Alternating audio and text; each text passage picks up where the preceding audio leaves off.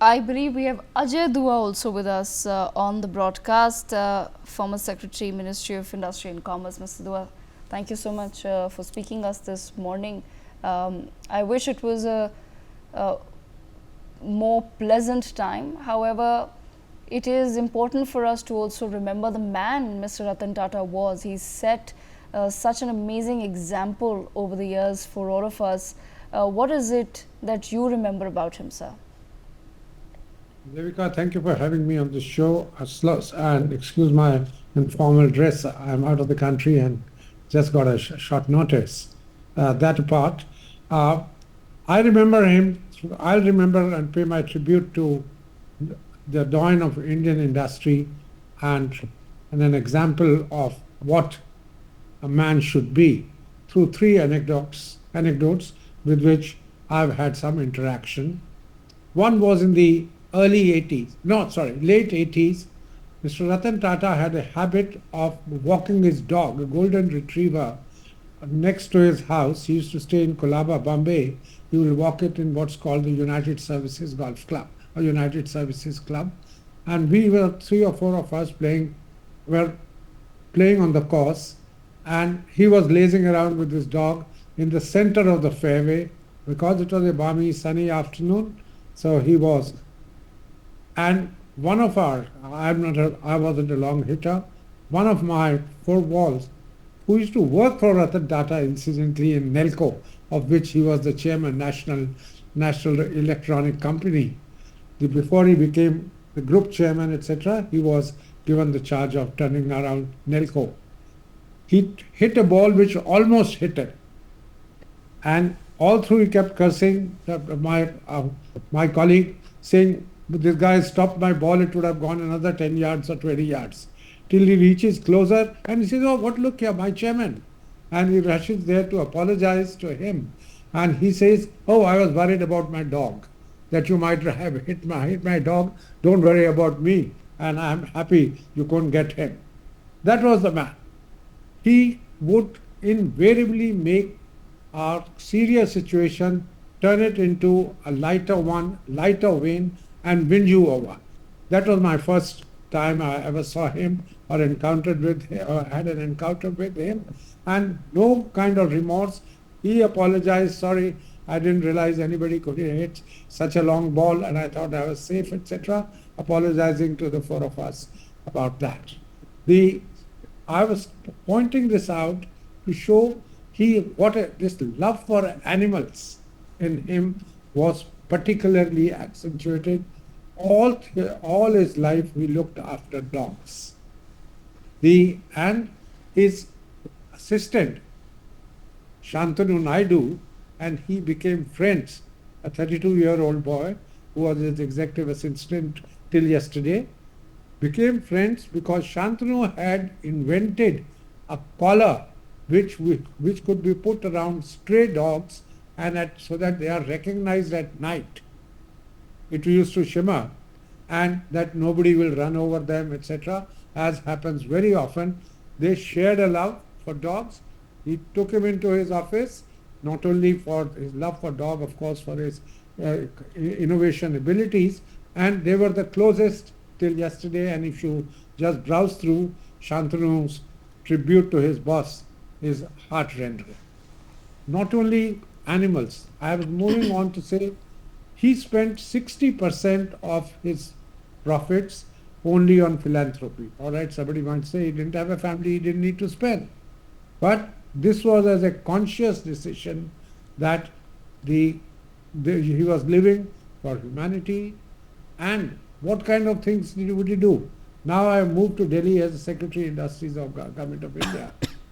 The Prime Minister pulls us up, my minister and me, saying there's been a major earthquake in Jammu and Kashmir in 2005 winter, and we need to move people before the winter sets in, and the houses have to be reconstructed, people have to be moved out. And I was told, "What the hell are you a secretary for if you can't get the Indian, if you can't get the industrial the industrial houses to contribute?" I made a call after talking to two or three others to Mr. Tata. had interacted officially with him. And he said, "What do you want from me?" I said, "I know you can give me everything, but I've raised money from two brothers. One said 100 crores, the other said, I can't be behind. At that time, both of them were doing well. So I said, I think I'll be able to raise money. What I need is organizational ability. These things, tents, relief material has to come from overseas. He said, all my offices overseas, I am instructing right now, saying that any help required for this work, it will be provided. Don't worry about paying me for flying costs or the organizational thing, etc. I said, that's exactly what we need. And at the end of the day, when I reported to the Prime Minister after 2 or 3 weeks, he said, this was wonderfully organized. I'd like to write to all of them who helped me out. And the first person on my list was, of course, the Ambani brothers, who had given 100 crore each at that point of time, was Ratan Tata, because that money wouldn't have been utilized unless he had put at the disposal of the entire government machinery, these organizational setup all over the country, over the world, to acquire the equipment required, the clothes required, and the wherewithal. And I think you need industrialists, organizational people who have such capacity. Not only there may be many companies in India, many entrepreneurs who would have that, but who also have this orientation to help out. And I'll give you a last anecdote. It is, I have been asked to co-chair something called the Delhi-Mumbai Industrial Corridor on behalf of the Government of India. I was chairing it. My counterpart was the Meti Vice Minister in Japan. At the end of the day, both sides said, this looks like a government document. Have you consulted the people who are going to invest? That means how much of industry entrepreneurs have you taken on board with the concept of they're spending so much of money, of resources of government of Japan's aid, etc.